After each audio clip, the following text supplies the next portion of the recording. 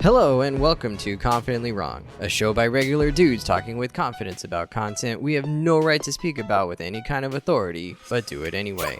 I'm Wesley Nakamura, and as always, I'm joined by award-winning director Brian Redondo and Savon Jones, aka Captain Vonnie. This is episode 173, and we are going to hand out the very prestigious and cleverly named Confidently Wrong Awards for 2024.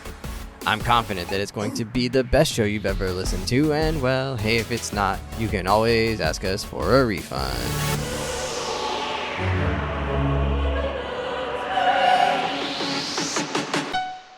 Incredible! Hello, gentlemen. Welcome back. It's Confidently Wrong. Welcome to 2025. We took a little break for the holidays. We haven't done that in a while, so we took about a month and a half off. The last show we talked about was Wicked, and we were like, we're going to talk about Arcane next, and then we never did, and we probably never will. But that's okay. We're going to move on to 2025. It's a new year, new us. Brian, how's your holidays? I've been a little sick. Yeah? I've been sick too, bro. So that's the gift that keeps on giving in 2025.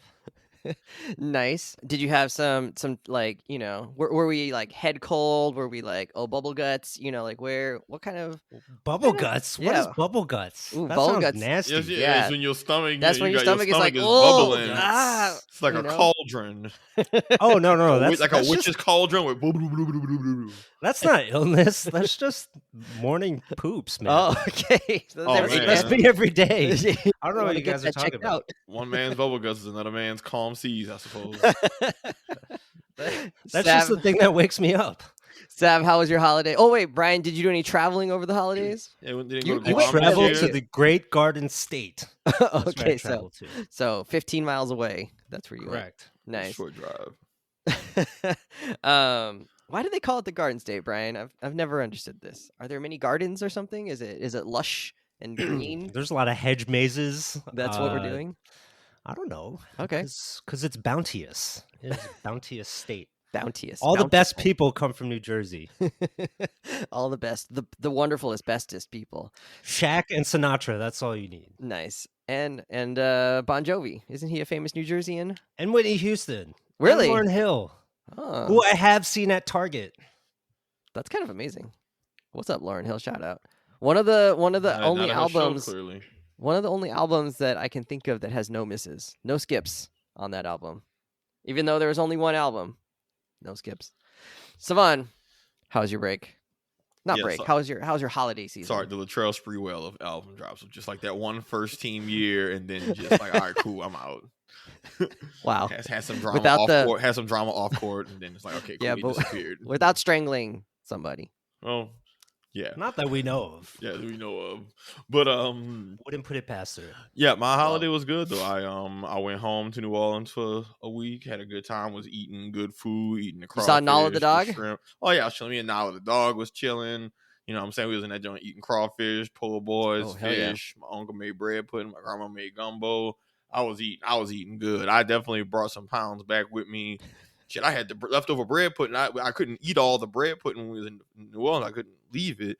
So, when I'm packing my bags, I had to like wrap that in some foil, put that in a little plastic bag, freeze it so it could stand the flight. I had that as soon as I Yep. got off the plane, got home. Ooh, went back. I had a very lovely holiday. That's I'm amazing. glad it made it through TSA. Yeah, got to no, it didn't make it through TSA, which it's no one's fault. It's someone's fault. no one's But I bought some sweet tea jelly or sweet tea jam when I was in New Orleans too, and TSA because They it said wasn't no? in my they took it and it wasn't in one of my bags because I thought it wasn't in my suitcase, but it got thrown away because it wasn't in the the checked bag, and that really hurt me because I'm like, oh Jesus, we really let the terrorists win. We used to be a proper country, and I'm like, so the TSA man, you see, I got this delicious jam. And the worst part, I opened up the jam before the flight because I just wanted to And taste to it. like taste it And I in was front like, of the agent. no. Before I even went to the airport, I'm like, oh, this is delicious. I can't wait to Yeah, put this to, on like, some puts on a toast spread, back yeah. home. See what Yeah. it's hitting for. That's the biggest And then- disappointment, right? Is you had expectations. And then I watched the man take it, and then I was like, "Yo, B, you sure I can't can I scoop some out? Can I just eat a couple spoons just to what we got to do?" And I watched him throw that shit away, and I'm like, "Man, Damn. this is how people Wait. get radicalized." So you said that it wasn't in your bag. He was trying not to put that It person came on out blast, as Brian. someone else's bag, but it was your jam. Were you trying to plant it on somebody? Tony didn't put it in her check bag. Oh, Tony was traveling with you. She didn't put it in the check bag, so it's not her fault because I should have just put it in my bag before. Big moment. That means Tony went to meet the parents and the extended family. Home for the holidays? Wow. It was a good time. A lot of food. This is the holiday movie we need. Good Lord. When is The Ring coming? The only holiday Savon? movie we watched was Friday After Next, which is a great Christmas movie. Anyways, I had a really good holiday. She needs a ring, Savon. Anyways, you took her home to meet the parents. It's time. So yeah, Tyler got engaged. It's time for you to shout out to Tyler, by the way, getting engaged. But now it's your turn. 2025. It's the year. Can we get on with she the got show? you jewelry. I think that was a low key hit. On to the show. Tony, if you listen in, it's coming this year. Don't worry, we got you. All right. Let's get to the show. All right. So because we took our break and it was a little bit unplanned, and then we just said, you know what, let's just give everybody a break. You know, it's holiday season, it's family time. We didn't get to do our traditional year-end show where we give out the Confidently Wrong Awards of 2024. So we're going to do that today, even though it's a little bit into January, but that's okay. It's still pretty close. And Cue the music. do we have some Oscar Confidently Wrong 2024 awards music? Violins. Yeah. We need a full orchestral arrangement here. Let's call John Williams. Maybe he's available, I think. Or Hans Zimmer. We could use some Hans Zimmer in here. So let's just start it off. We got categories in different shows. As a reminder, each of us has the opportunity to nominate, one, and give our take on that. We'll be responding a little bit and, telling each other why we're wrong also as we go. But we're going to start with the most hype moment of 2024. We did argue about the definition of those a little bit, and then we decided, it's just go with it. Just embrace the moment, zen it. We'll be all right. So I'll start this one off. Mine is that I love, like, you guys know this. Like, I'm kind of corny, but I love like clever, tongue-in-cheek. Yeah, very very corny.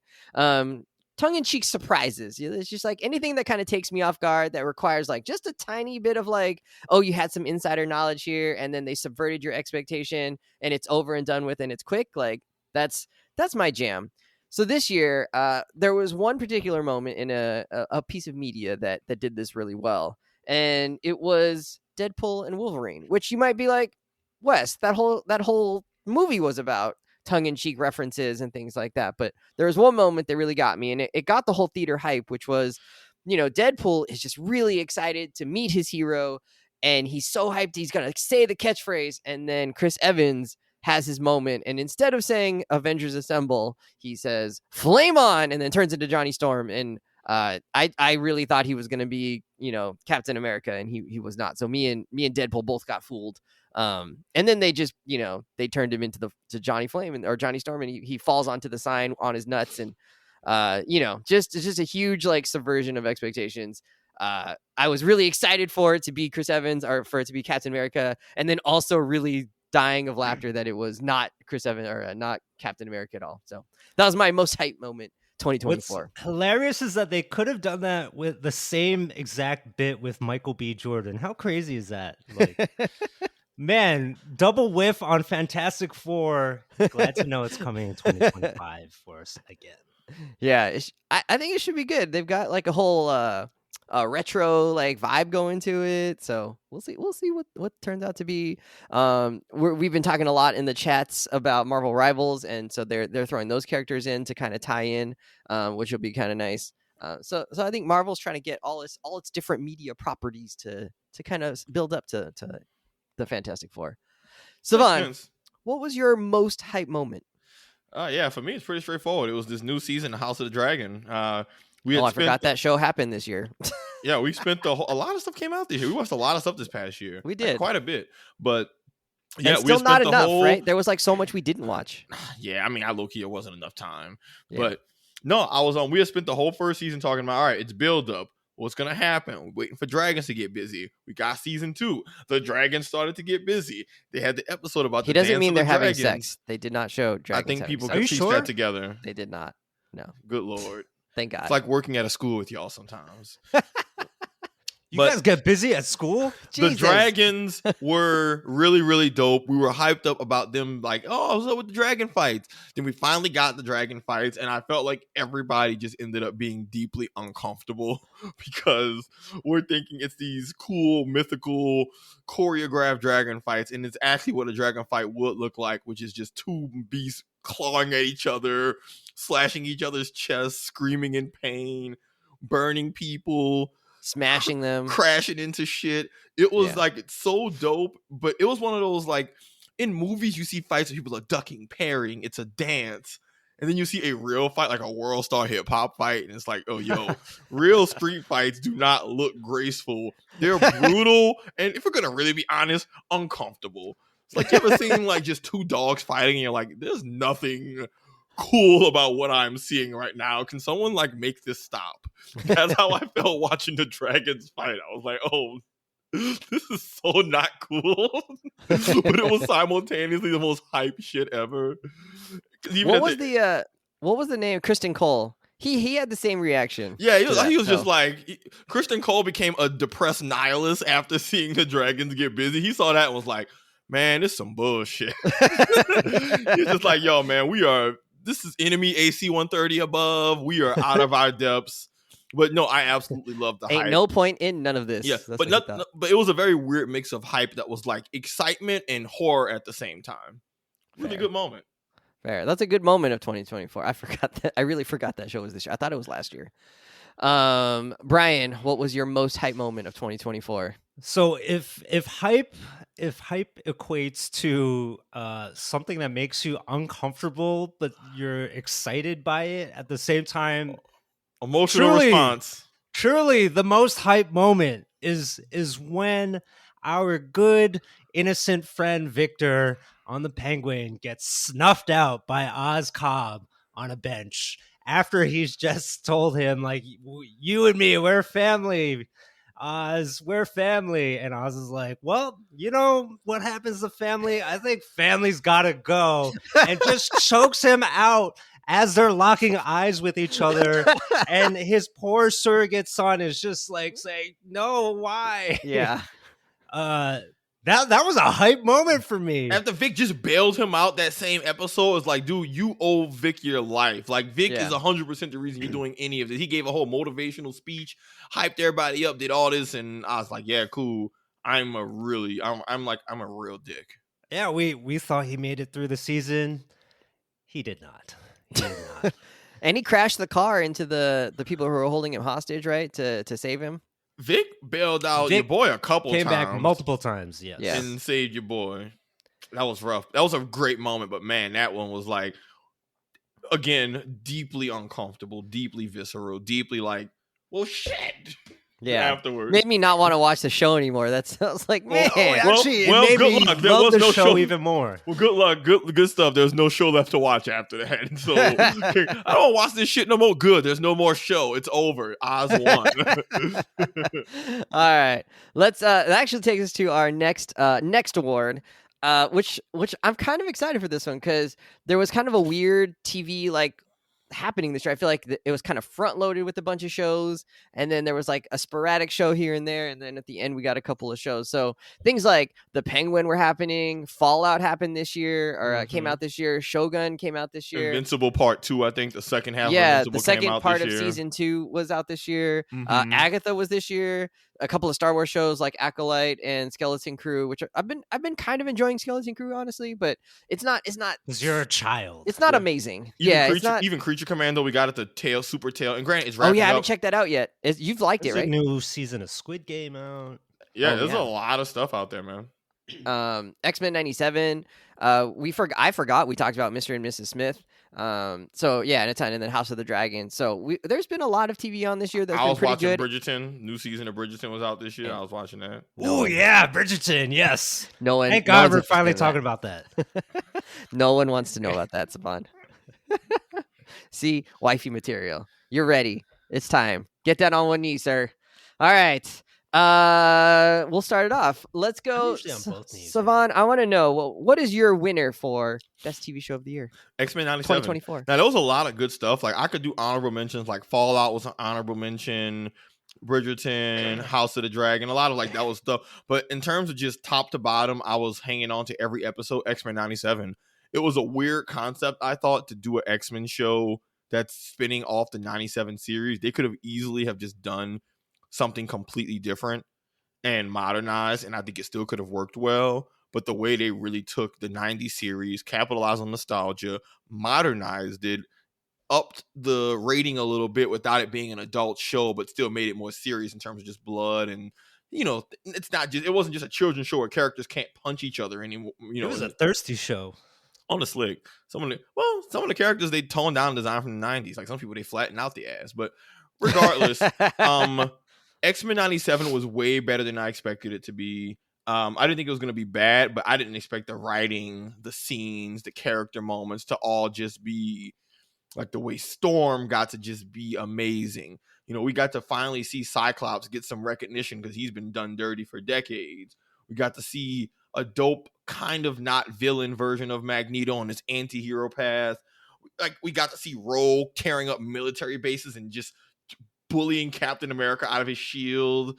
You know, Magneto EMPing the world. X-Men 97 was just very ambitious, and they could have taken a very lazy, safe route. But I thought the show was very ambitious, fun to watch, creative, great writing, leaned into the whole mutants as disenfranchised members of society. And I think I mentioned when we reviewed the show, one of the only shows in X-Men media that I think really sold me on mutants being a persecuted group.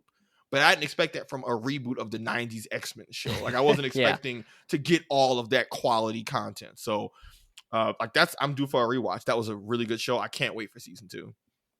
Maybe it makes sense though that was done in a TV show, right? Hard to establish that kind of long-term idea in something like a movie. So. Well, the thing is, like, remember we talked about how I was a kid. I didn't really watch the 90s series, and I was able to follow the plot just fine. They didn't wipe the board slate at all. They did it from the pickup of this finale in the 90s. So, like, I thought that was a bold move continuity-wise of bringing in a new audience, because even if you watched the old show, no one remembered all that after all those years. But they still did the story in a way where people who never watched the original series could still follow it and not be left out at all. I think that's really hard to do.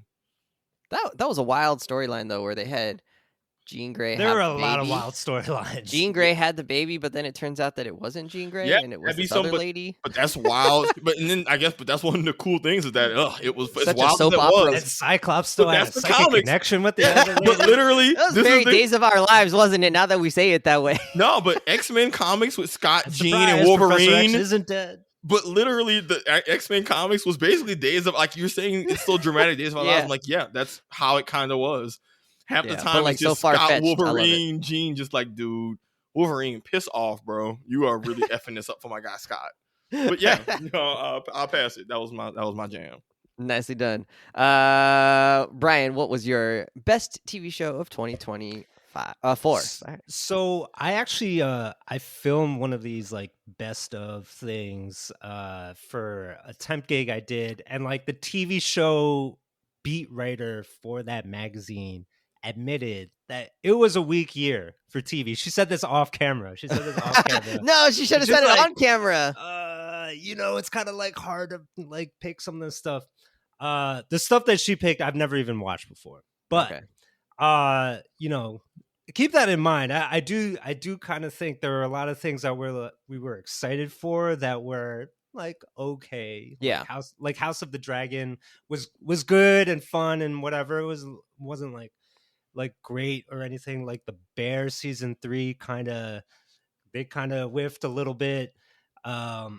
Penguin was a pleasant surprise.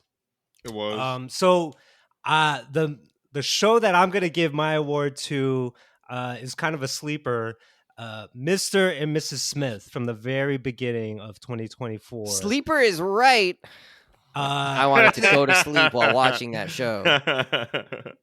You just don't know what you're watching. Mr. and Mrs. Smith was the only show this year that actually surprised me and like did so continuously throughout the whole season. Like every single episode was not formulaic and actually presented a new type of show almost in every single episode. So, early on, they're Mr. and Smith is Mrs. Smith are still trying to figure out what they're doing as these sort of like high level contract criminal killer type, secret ops people.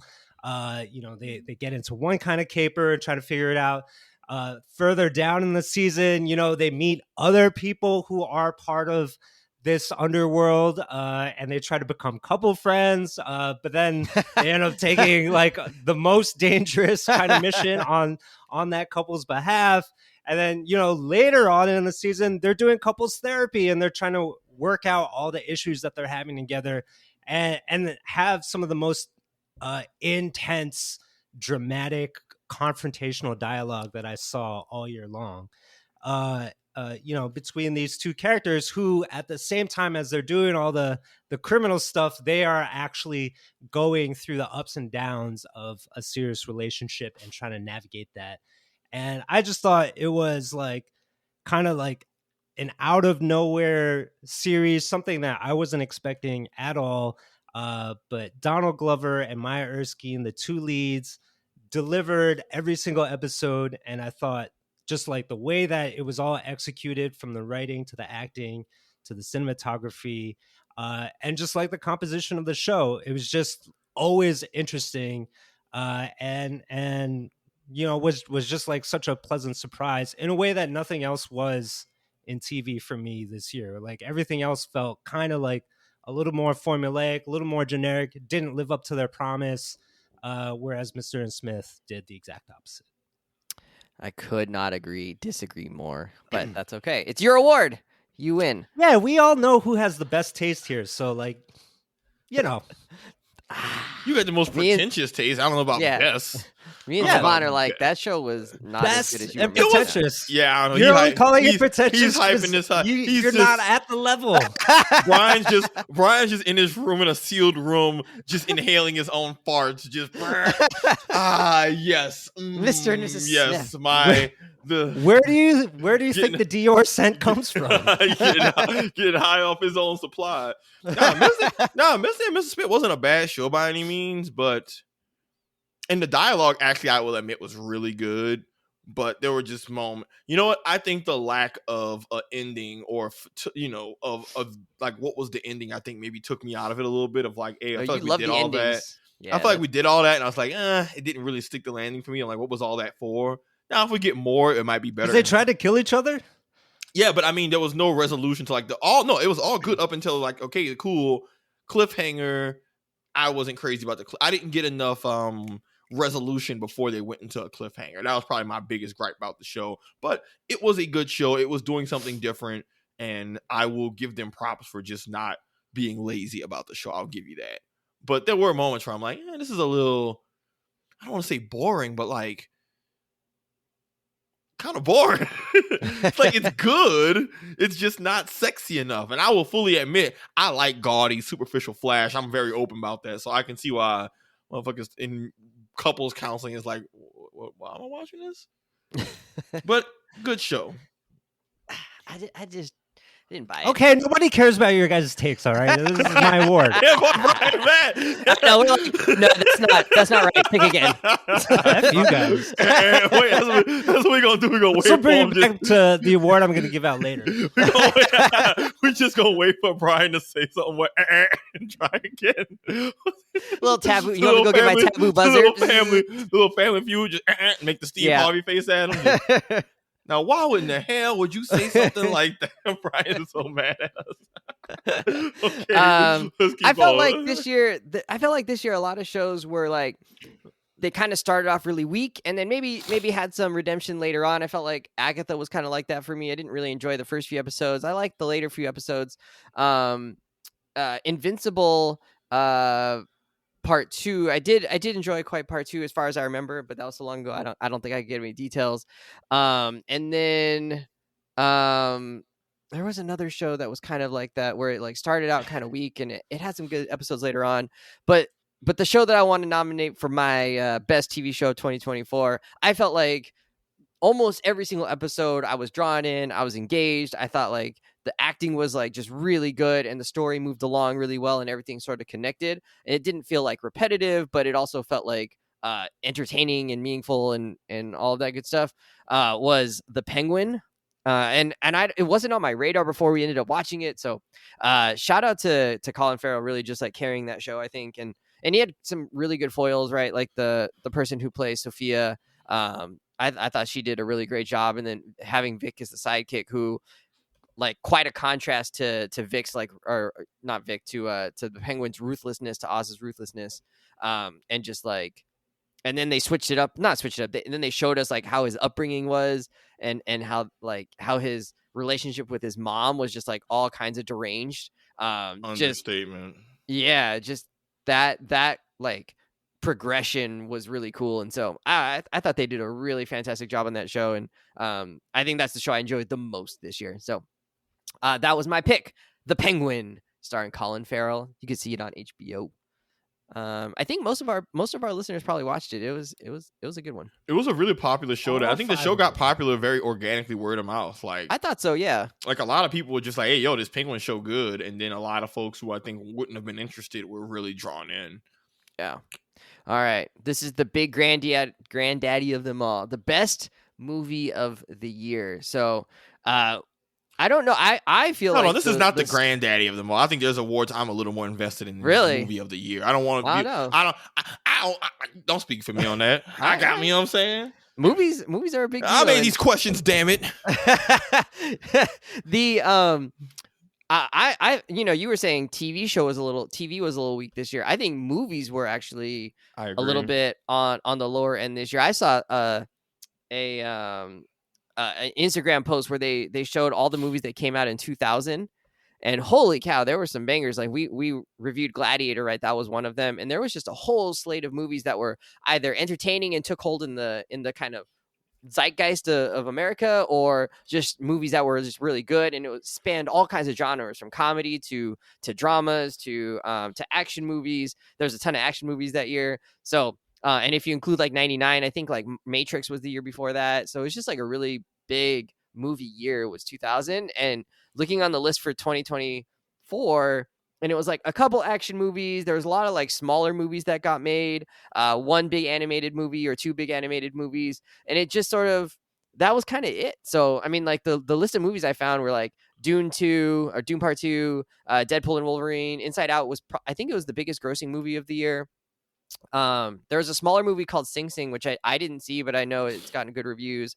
Furiosa was this year, which, the follow-up to Mad Max Fury Road.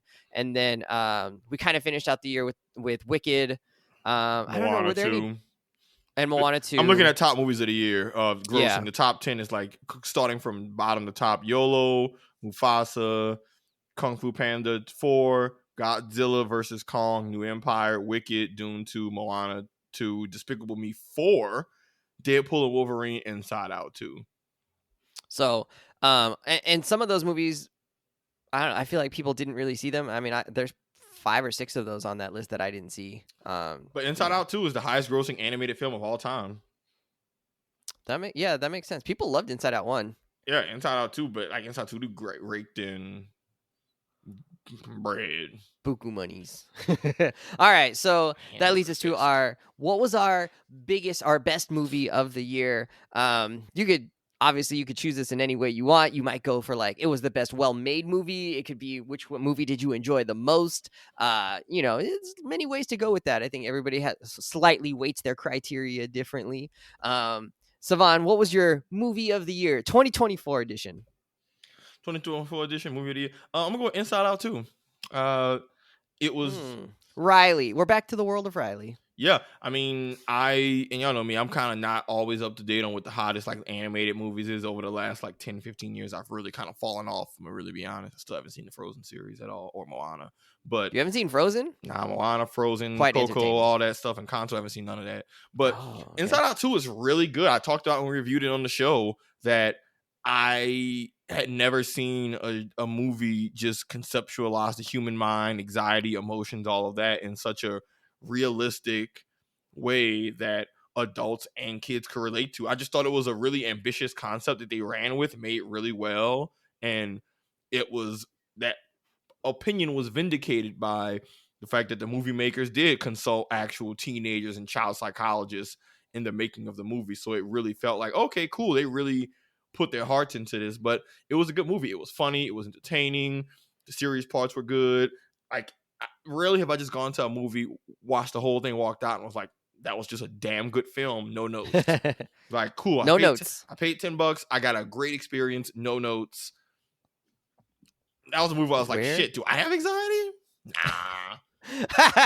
You're like, I'm like, oh, that's what anxiety looked like? Ooh, shit.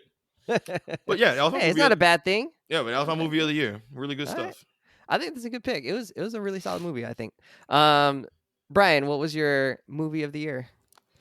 What's your high Brian pick this year? Art House. He's gonna say some indie movie that 4 people saw watch.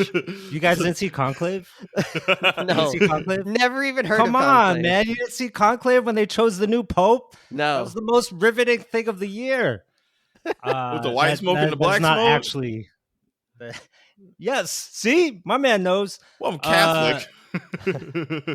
This is not actually my pick, but that's a good movie. right. My pick is coming with an asterisk because I have not been able to see a ton of stuff this year. you were a busy boy this year. I haven't seen Honora yet. I haven't make seen Amelia movies. Perez. I haven't seen Never The heard of it. Brutalist. Never I heard haven't of that. seen Craven, The Last Hunter yet. I heard that was terrible. You know, Well, shit, Brian, so, you're on the like, same page as us, baby. We ain't seen that either. I'm missing out on a lot of things here. You got to get your movie pass back up, bro. Yeah, what happened to that which I shit? suspended. I suspended my movie pass. But I did just activate Movie Go. Anyway, my pick for best movie of the year, then asterisk, is Dune 2, because that's still just like, wow, what a cinematic experience. Dune 1 effing delivered, though, was maybe in my opinion a little messier. Dune 2 really brought it back again. Same kind of energy, maybe even a better story. And come on, like who wasn't shouting out Lisan Al Gaib like all summer long? Like, yeah, Wadib, right? Like, come on, man. That stuff was just like awesome. Like the voice, the big sandworm set pieces, the giant machines, the action, and the hand-to-hand knife fights. Come on, like the black and white Coliseum gladiator nod type knife fight that happens when they first introduce the bald-headed dude. I forget his name, which was just like the most over-the-top stylized fight probably in the whole movie and in movies this year. And then you get the final fight between Paul Atreides and the same guy in a knife fight at the end of the movie. Like all of it was just like, give me more popcorn. Dune 2 is just it was just a stand apart cinematic experience. So going with that one. Nice. But maybe it's Sonora. I don't know. I haven't seen it. You have to check it out. I've never heard of any of those other movies you've mentioned. Me by the way. neither. Me neither. You gotta watch Craven, man. Craven the Last Hunter. Missing it. If that was on in my backyard, I would close the blinds. I would light fire to the backyard. If that was, I don't understand why Sony puts these movies out knowing they're bad. Like they got have the to rights know to they're them. bad. It's like a use it or lose it type deal. Like they got the rights to Exactly. the movie, use them or They lose have them. to know they're "F it, bad, we're gonna That's make all they're doing. Wes, you asked a question, I gave you an answer. Yeah, They you have, really think they that's have the a reason? contract. Yes, and they can make so many movies. You know, if they don't, all of it just relinquishes back to. But don't they like Marvel, lose money on these which things? they don't want to do. Yeah, but don't they lose money? Like sell the rights back to Marvel or something. You know, like make money off of the thing that you're trying to save. I don't know. Maybe they do make money off of these. Do they? Who knows? I don't know, Who maybe. knows? I don't know. Clearly, I don't know anybody in that saw it. Wes, in them people mind, I don't know the details. I'm not gonna pretend to be some Yeah. accountant or how insurance and all that other shit work. But they got the rights to the characters, and for them, it's better to use it than to lose it. Now, are you gonna get I a don't know. mediocre movie? Yes, but they rather do that than not make anything. Yeah. Yeah, they but doesn't it- probably retain because they still technically have the rights to like Spider-Man, yeah. right? So like even if Marvel Studios is making those movies now, they're probably getting money off of that. Yeah, I still, guess that's true. right? Well, but like, And whatever, so it's fine. just by them holding on to the rights by making these bad movies that lose money, They have to know they're bad, maybe right? maybe the ledger actually Yeah. balances out in their favor because they're still making money off of the Spider-Man stuff. Maybe. But I mean, you And- could just and not there's make also- them and just make money off the Spider-Man. Yeah, movies, but then there's right? also No, like you'd lose the license. That's what we're saying. for them If they losing the don't rights is continue to worse make- than Yeah. to them losing the rights to the character. It must be, but look that's at crazy. It, Wes, look at it this way: even if the movies suck, it's better to have the rights to a very profitable character and the chance that you can maybe make something off of it than just to like you can maybe make a good movie with the Spider-Man rights. You definitely won't if you just relinquish the rights altogether. Yeah. Even Oh, if I they didn't suck. even see Venom. Yeah, I didn't see the new Venom. Yeah, I'm about to see. Jeez, But like those- this but is such a huge asterisk. But people like those Venom movies though. Otherwise, they wouldn't have made 3 of them. Yeah. So like, I mean, that's a similar logic, right? Like, you don't gotta like them. But those might have critically. been a little better. Yeah, but that's the logic. Like, okay, if these Venom movies make bread, then and people like them, then why would we give up the rights to this extremely profitable, highly coveted character? Even if the movies are mid, it's better to take a swing and miss than not swing at all. And may I remind you, Madam Web was in the top 10 movies on Netflix for quite some time. So people are watching. Yeah, well, they don't have to pay for it. They're watching. Yeah, but Netflix is No, but paying they to make have money it. But off of licensing to Netflix. But Netflix, like, people hate watch stuff. Like, even Venom, I'm looking at it. Venom cost $100 million, but it made like half a bill. So like, just because a movie bad doesn't mean that somebody ain't still making money. All right.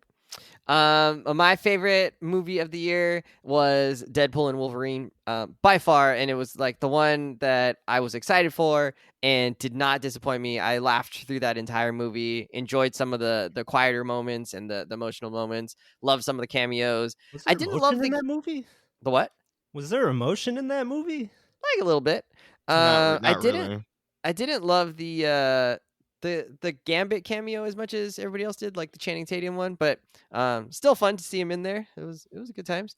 Seeing Wesley Snipes show up back as Blade and then say like, I'm still going to be the only Blade. And then the meta reference of like, oh, he might actually end up being the only Blade, even though Yeah, they the line- postponed Blade again, and I don't think it's going to happen. I think it sounds like they're going to cut it, which is fine. No, it's not fine. Nah, it's fine. It's fine in the overall global Marvel Cinematic Universe arc, which I want to mention at the very end. Nothing groundbreaking. Feels racially motivated. Talk to him. All right, so those are our best movies of the year. We got Say no. Inside Out 2, Dune 2. I'm just not even gonna engage. Dune 2, Dune Part 2, and then Deadpool and Wolverine, aka Deadpool 3. So original. This we list. went for the sequels. Yeah. Yeah, but sometimes it is what Sometimes it is. sequels are good. And also I do think this year was a little bit weaker on the movies that we had to see. So it is what it is. All right, let's go a little bit quicker here. Maybe a little less explanation on some of these. Best video game of the year 2024. I didn't play a ton of video games this year that weren't Apex Legends. So my best video game is Marvel Rivals. Came out at the very end, like in December, I think it released. For December not 7th. not the beta, but the exact day, Pearl Harbor Day. Love it. Day before my birthday. That's how I know that, because it's day before my birthday. So yeah, Marvel Rivals. That's weird. You're like the. Never mind. Never mind. Where are we going with that? Never So mind. really, really, really fun places. I didn't say nothing. I was just like, glad that we self-censored that one. Wherever that was going, it was not going to be a good place. That wasn't going nowhere good. It wasn't going nowhere good. So when you said Pearl Harbor, I was like, all right, let me just shut up till we get to the next part. And it's been fun. If you haven't checked it out, definitely check it out. I think we're going to talk about it more on our next episode. So we'll save some of that conversation for later. Brian, what was your game of the year? Did you game this year? You didn't talk about it. Game a ton. Last of Us 2 Remastered. Anyone play that? Did you play the whole thing? I played the new arcade mode that they put into it, which Oh, is so you actually didn't finish really the story awesome. mode yet? Oh, Of you course did it a long finished. time ago. Like, Yeah, okay, that was like yeah, one of our first episodes yeah, ever. yeah. Okay, I didn't replay the game. I played the new arcade mode that I see. Okay, Nice. they Okay. created for that, which is a lot of fun. But I mean, I didn't play a ton of stuff. I played like some older games.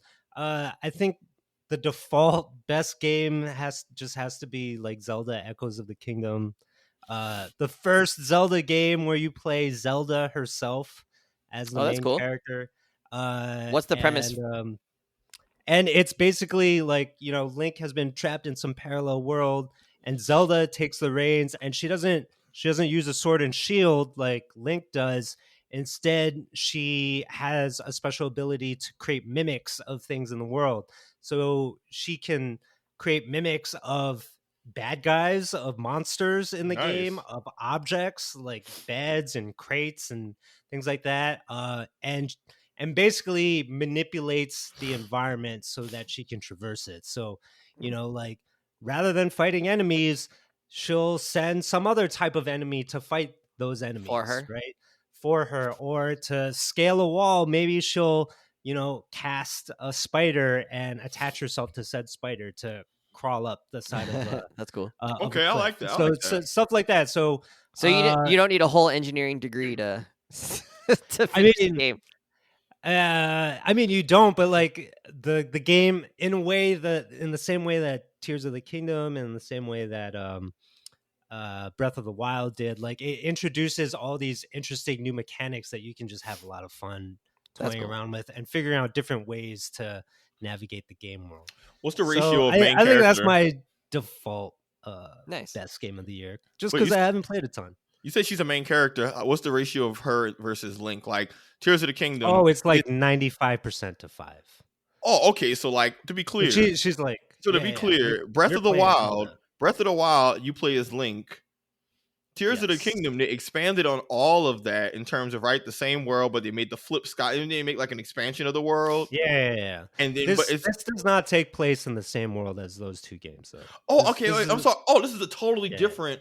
Oh, so wait, so there was Tears of the Kingdom. Wait, oh, there was Breath of the Wild, Tears of the Kingdom, and then what was this one? This is Echoes of the Kingdom. Echoes, not Tears. Okay. So this is all right. Oh, that's ooh. I didn't realize that this was like a main this is title more like Zelda. This is a flagship Zelda game with Zelda as the lead, not like a It is spinoff. it's not a flagship game, because this is more like a SNES style Zelda game. It's sort of a throwback style, so it's like it's more like you're playing on a grid. Okay. Rather than being in a 3D world like Breath of the Wild. Okay, I just Googled it and see the image. Okay, I see. All right. Okay, that looks fun. All right. I like that. Nice. All right, Savon, what was your biggest game or best game of the year? So I actually did play a decent amount of games this year. Marvel Rivals, Apex, Tekken, Oh, Tekken was fun. Yeah, Tekken came out this year. Baldur's Gate 3. Our 1 hour of experience with it. Hey, but y'all had I love fun. that 1 hour. Hey, that was good. But y'all, was a good hour. But y'all had fun. Me sitting watching y'all two just fight like I'm just at the gladiator games. Just yes. Sweet kick block. Finish him. High kick, low kick. Heel kick. But so I played a decent amount of games. You know me, I love replaying my stuff. But I'll talk more about this, and I know it didn't come out this year, but like it came out late 2023. For me, it's Baldur's Gate. I got the game a year late on purpose, knowing that I was going to enjoy it. I just needed to wait until my gaming, kind of like, That's such a Savon thing to do. What? I'm not going to get it right now. I know I'll like it. Literally, I had my hands were full with games I was playing at the time. There was a bunch of stuff occupying me. So when it opened up, it was one of those. I played it and it's lived up to all my hype. I'll talk more about that in our next episode. It does seem like a little bit of a yellow flag here that you are nominating a 2023 game for 2024. Well, it was late 2023, but also, I'm Googling it right now. It was August 3rd, 2023 for PC. That's not late. September 6th, 2023. September ain't late. No, September's not late. Shit. You know, Well, like well, you know what? It's Here's fine. the thing. I started playing it in 2024, so it's my top 2024 game. All right, I don't fair need enough. y'all. If it's new to me, damn it, it's new. All right? You hear me? That is true. If I say, right? hey, I tried this new restaurant, this food's been around for hundreds of years. All right, well, it's new to me, damn it. So if someone says, what was I had Turkish a food new thing you yesterday. had this year, I'm going to say from my timeline of experience, not when it came out for the rest of you jabronis. Nice. I'd never had Turkish food. We went to a Turkish restaurant last night. How was It was good. It was very similar to other. Shut up. It was very similar to other Mediterranean food.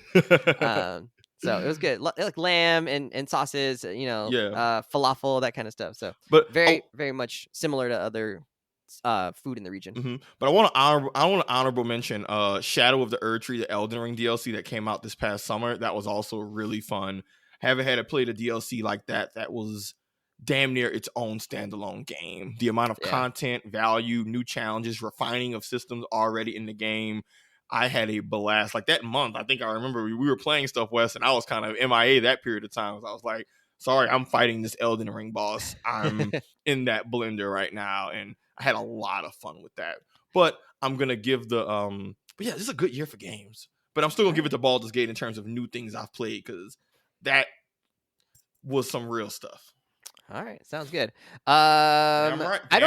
I don't know anything about Baldur's Gate. It doesn't sound like a game I'd want to play, but it's really complicated. Like it's.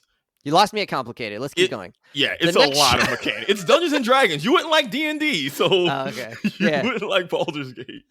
The next award, this is a throwback. We did this last year as well. I think it was a good one. The Stole the Show Award. So this is the award for anything that was not the reason you tuned into that thing or that piece of media, but it ended up being really amazing. I'll go first. For me, I didn't love this show overall. I thought it was good, but not great. And it certainly wasn't the reason I tuned in. I really wanted to just see like the story, this epic, visualization of this, grand story in a kind of an an older time. And it was Shogun, and I really, enjoyed some of the like character interactions and stuff. Didn't necessarily love that like the white guy was the savior. That part was a little bit iffy. But Anna Sawai, who plays what's her name, Mariko in the show or something like that. Mm-hmm. I thought she did like a fantastic job, kind of all over the place, right? Like walking this knife edge of I'm vulnerable but also strong. I'm sad, but I'm also like somehow still like engaged and optimistic. She just like had all these complexities that she was able to portray in the show, and I felt like she navigated like all these situations well, just like from an actor's point of view, or from an actor's point of view, and that she was important to the show, and they did a good job there. So I thought she was like, anytime she was on the screen, it was like really fun to watch, like how the scenes were going to play out. Brian, what was your Stole the Show award for 2024? All right, I'm going to bring up a terrible show called The Acolyte. Who remembers The Acolyte? It's awful. Actually, it wasn't as bad as it seemed. Half the reviews from people who hadn't even seen the show yet. Like, people were review bombing it before it even came out, even though the show was flawed. Because you could just tell it was like not going to be. Are we really about to do that? We are not about to defend review bombing shit that isn't even out yet because of vibes. It's Star Wars, man. It's Star Wars. You don't gotta like it, Brian. But you don't gotta like it, Brian. But I hold you to a higher standard than that. Be better. If you're gonna dislike some shit, I need you to watch it and say it's not good, or just not watch it. Don't watch it, hate, and then. I watched the entirety of The Acolyte. I can't even tell you why. Actually, maybe I know why, because what stole the show, the reason, not the reason that I tuned in, but turned out to be amazing, was the main villain of the show. Surprise, surprise. It's Jason Mendoza from The Good Place. I can't for the life of me remember this actor's real name, but like they basically cast against type in the best way, right? They like take the, kind of like the stoner idiot from The Good Place and make him kind of a shaggy character at first in the series, but turns out he's being duplicitous, and he's like a fallen Jedi, maybe Sith, Lord type person training his Padawan to follow in his footsteps. And when he gets to pop off mid-season against a team of Jedi Knights and gets going, dude is a monster, right? Like he is knifing people left and right and doing like the most badass kills, right? He's like, one-handing one person in the stomach and then slicing another person with another lightsaber with his other hand, and just like being the most badass version of a Jedi killer that you could possibly imagine. And it's so cool coming from the stoner dude from The Good Place. You just a wouldn't certified expect idiot. Exactly. Shout out to Blake Bortles. Exactly. It just makes it that much sweeter. And it's like, yes, thank God. I love seeing Jedi die. Wow. And they really showed it. They really showed it. Like, that show was a mess top to bottom, but their fight scenes were actually choreographed and shot quite well. And Jason Mendoza had the best of them. I like it. I like that take. Savon, what was your Stole the Show award? Not the reason you tuned in, but ended up really amazing. Yeah, Agatha all along. Again, that was one of those. I had solid hopes, but it depended on what they did with the show on some creative stuff. But Ilya, actually played Ilya, our fortune-telling elderly Italian psychic, ended up being one of my just favorite characters. I believe the actress's name is Patti LuPone. She's got a very long, illustrious career. But yeah, the body language, the fact, and this is a testament to the writing too, right? Of her character always having those weird flashes, but then they made the flashes a part of one of the best, like, Jim dropping a bomb on you moments in the show of, oh, she's been experiencing the show out of order, but then she's actually probably one of the biggest movers of the plot behind the scenes. Plus, she was just well acted. She has those out of body moments. And then there's a part, when she had that episode where she's just having out of body experiences going to her past to figure out her future. But then throughout the episode, she is like, at one moment doesn't know what's going on, and then retroactively does know. Was one, great writing and storytelling, but the acting and how she brought it together and then being cool with her own death was just, that episode the whole show you could rewatch for her whole just like mini arc, but that episode in particular, top tier, stole the show. She's one of my favorite characters. It breaks my heart that she had to die, but man, that was just that's what happens when you just get a damn good actor and they'll just elevate whatever it is you put in front of them. I do think the acting in that Great show was really episode. good. I think everybody did a really good Like, job. that in was just show. good acting, bro. Like, just there's not even any. Yeah. Like, she just was doing her job. She said, "All right, coach, just to play, bet." She executed. Like, she did that thing where she's clearly the veteran eldest actor in the show, and it shows. I love it. All right. Love those Stole the Shows. We got Lilia from Agatha All Along. Manny Jacinto, that's his name. I looked it up. That's a good one. Who played, what was his name? Key in Acolyte. And then Anna Sawai plays Mariko from Shogun. So those are our solo shows. So go check those out and go focus on those characters. Hell yeah. Biggest surprises of 2024. Could be good, could be bad, just biggest surprises. That it wasn't, unfortunately, a big surprise that Donald Trump got elected, but it is what it is. Brian, what was your biggest surprise of 2024? X-Men 97, wasn't expecting that at all. Rewind and listen to what Savon said. Nice. All of that. It was the biggest surprise for me of 2024 that I actually have dropped Apex Legends for the most part. I've been playing that game straight up since when, like 2019, maybe 2020 when it came out. And I don't think I've ever taken a break from it. And since Marvel Rivals came out, I've only played it twice. To the point where I'm like just relying on muscle memory to do things. Like, I just load up Pathfinder. I'm like, I don't know what buttons are doing what buttons. Hopefully it's in there in my brain somewhere, and it is. But I have to actively think about like what I'm doing in that game now, because I've been out of it for over a month now. So that was the biggest surprise of 2024. That's real.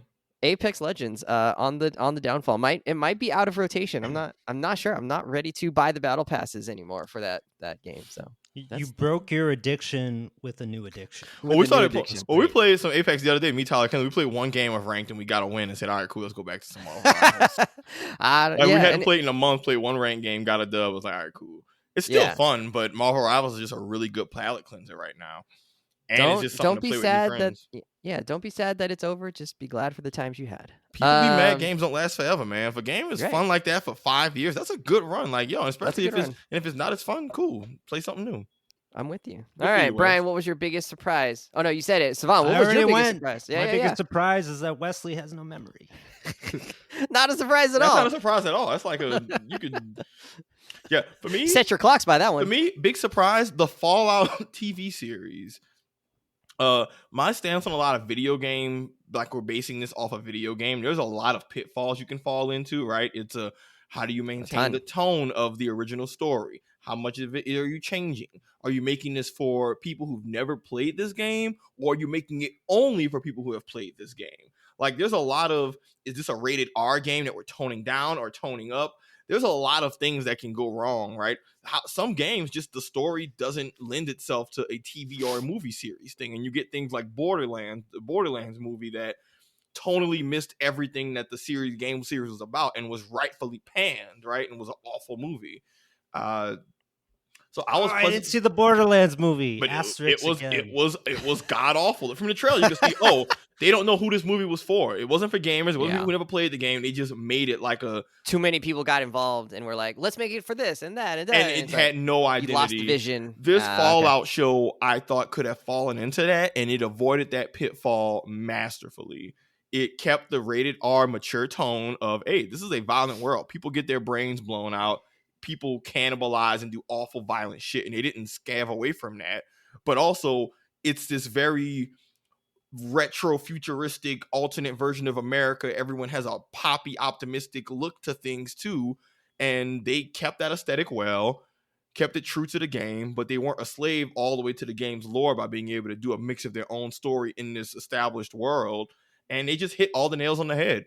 People could one moment get brutally killed, and then the next moment you have these really cheesy, cartoony looking, characters and stuff, and these weird mutants and over the top, almost campy stuff, and it works. But that show, and I talk about this all the time, Fallout had an artistic vision and someone who knew what they wanted it to be, and that gave us a damn good show. But there are a bazillion ways where they could have gone completely off the rails and missed that mark. And I think this is a show like Fallout. A few creative decisions behind the scenes can have this be a show that's winning awards to like this is some of the worst shit I ever seen. Why are they putting all this money behind this? And it's easy for Amazon to throw money at something and not give you a quality product. They threw money at it, big budget, and it turned out great because of strong creative direction. But I was skeptical at first. Straight up, I was like, what are these people finna do? But it was so good, people started playing Fallout 4 again, myself included. I did a whole other playthrough because of that damn show. Pleasant surprise. I heard that Amazon, speaking of Amazon Prime, that they throw a lot of money around, that Lord of the Rings, whatever the show is called, Power of the Ring or something like that. Rings of Power. That second season was good. What? Yep. Nobody liked the second season. Oh, nobody liked it. Oh, I thought it turned out good. Okay, I take it back. That's just what I thought I heard. I think they had minorities in it, so people was getting a little worked up.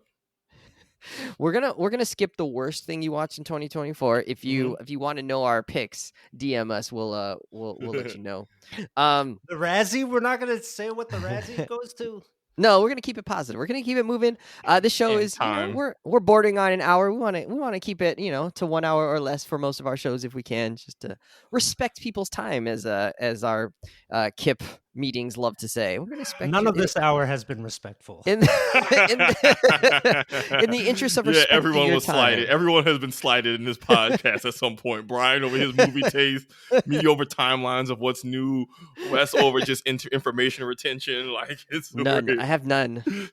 All right, I need to sleep more. I think that's what I've decided, and I never do it because I keep playing Marvel Rivals starting at 10 o'clock. Idiot. All right, most confidently wrong take of 2024. What was your most confidently wrong take? I have to go back, and I don't know if I did it on the show, but I certainly defended our breakdancing friend Raygun immediately in the aftermath of her iconic performance, maybe iconic in all the wrong ways, but Yeah, why you iconic did nonetheless. infamous is the word we're looking for. But still iconic. People know it. And I was like, this lady who's at the Olympics, trying her best, assumably, is whatever. Like maybe it wasn't a good performance, but do we need to like bully this lady like on a mass scale? Like millions of people just like shitting on her when like. Pretending to be armchair dance like experts or whatever. It's just like, guys, like, you could, I love your passion for it, but it's like, it's just the Olympics, and it's just a small event that you've never seen before. So like, what are you criticizing for? Where are you coming from on this knowledge? And, and it also felt a little gendered, like, like we're making fun of this woman who, whatever, like didn't do as good as like men. Like they kept being like, look at this, and they'd show like the men's battles. It's like, that's a completely different category, guys. But anyways, I turned out to be wrong because in the aftermath of all that, Reagan has doubled down and defended herself, her performance, shown up at plenty of different concerts and done her breakdancing there too, and has sort of taken on that spotlight mantle as obnoxious person number one. So I was wrong. Feel free to continue bullying this woman, and I'm okay with that now. Brian, what was your most confidently wrong take of 2024? Reagan is truly awful, by the way. She right. Like, the more media attention she gets, the less credit she gives to true breakers, true b-boys, b-girls. That's what I'm saying. Doesn't shout out anybody, doesn't give props to the community, nothing. Nothing. She just like takes it all for herself. Thumbs Awful down. person. Awful. Yep. That was my issue in the first place. It's like, yo, just don't talk about her. Talk about the people who are absolutely cooking. Most confidently wrong take of mine. I don't have one because they're all good takes. The worst take, though, goes to Wesley. It always goes to Wesley. I don't even have like a specific one to point out. You can just like put them all into like one of those bingo ball rotating machines and just like pick one out of the hat. Whichever works. Works as an example here. This war perpetually, it's a lifetime achievement award. That's what this is. So my good friend. I had a hard time coming up with a confidently wrong one for this year. I felt like I was nailing it this year, so I don't know what you're talking about. I think that bingo ball thing it's got one bingo ball, and it was ray gun. So I don't know. I think one bingo ball can be bigger than the others, but this is, you know what I'm saying? Maybe a proportion. It's a proportion-based system of there's multiple balls, but they're different sizes based on just the egregiousness of set take. I was really excited for Dalton Connect, and that has not panned out either. So maybe a smaller bingo ball. Yeah, but you was defending Reagan. I was like, hey, B, this ain't a hill to die on. I wasn't necessarily defending her so much as like anti-bullying somebody just because they tried in the Olympics.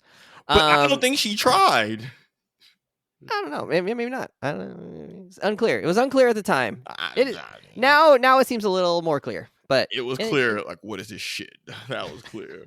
But I get you. All right. Savon, what was your most confidently wrong take of 2024? So I had two of them I was bouncing between, because for both of them, and it was on this pod on record, I was very adamant about my dislike. The big one was I was very adamant about not wanting to see Wicked, because I'm like, yo, I ain't trying to see all that singing and shit.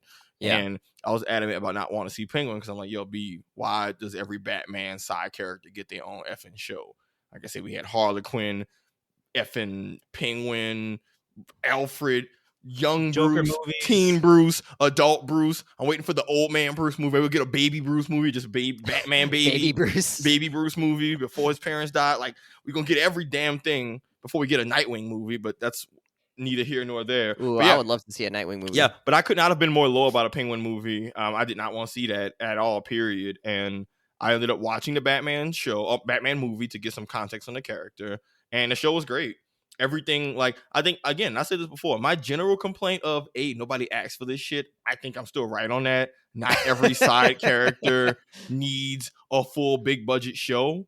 Yeah. But it was a good, well-written, well-put together big budget show, and I can fully concede, like, okay, I didn't ask for this, but this was really good, and, I can admit when I'm wrong on that. I still don't want more Batman side character spinoff shows. Even, Yeah.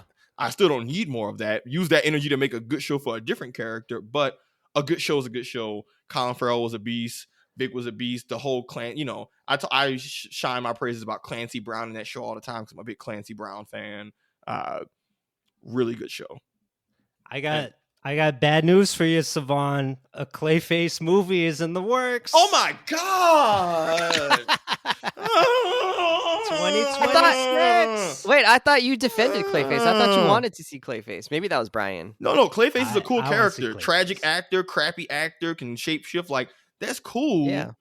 But damn it, not everybody need a movie. You can't just get like a good episode in a Batman show. Like, we got a good Clayface story in the Batman animated series that, okay, cool, we got to see him try. We don't need a damn whole movie dedicated to the shit. God damn. Woo, Clayface. Yes. I'll stop It's about complaining. time. I'll stop complaining when we get us a honest to goodness Nightwing movie, because I feel like they've been disrespecting Nightwing so hard that they need to level him up. He's in Titans, isn't he? Yeah, and Don't Titans they he be grow? cooking. I mean, he got a Yeah. fan base, right, between Teen Titans and Young Justice. Young people rock with Nightwing Robin these days. But Yeah. Bruce, we're done. Oh, I was talking about the HBO Titans show. That too, but I'm saying, that Okay. version's still a Nightwing variant.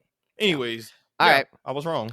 Great. That pretty much wraps up our show. Are there any other shout outs of 2024? It could be shows, actors, games, books, whatever. I wanted to shout out Shrinking, season 2. It's been really fun. I haven't seen all the episodes yet. Wicked, I thought was just a really great movie. I enjoyed it a ton. And I think I talked about this when we talked about it, but it being a one part of 2 didn't bother me on this one because A, I knew it was coming. And B, I thought where they ended it actually ended in a really good place. And you could continue it or you could not continue the story, and it would be all right either way. And then I think a big shout out to Marvel for paring back their offerings this year. We didn't get a bunch of subpar Disney Plus shows. We got Agatha, which like I didn't personally like, but you guys liked it, so it definitely had an audience. And they only put out one movie this year, which was Deadpool and Wolverine, which didn't have anything to do with like the main whatever story timeline thing they're doing and getting ready for in this, like, I don't know, at post Endgame kind of mess that they've made. Post Endgame. So, shout out to them for really like getting a little bit more strategic, not being like, we got to put out 18 shows and 14 movies in 1 year and only 2 of them are good. They focused on, okay, well, let's push everything back. Let's make sure it's like how we want it. And, I'm excited for that. So hopefully that means that next year's movies and stuff that are coming out in 2025 will be good, or this year's movies, I guess I should say, and 2026 movies will be all the better for that little break, and they can focus really on making sure those are dialed in. So sometimes you gotta step back to step forward, I think.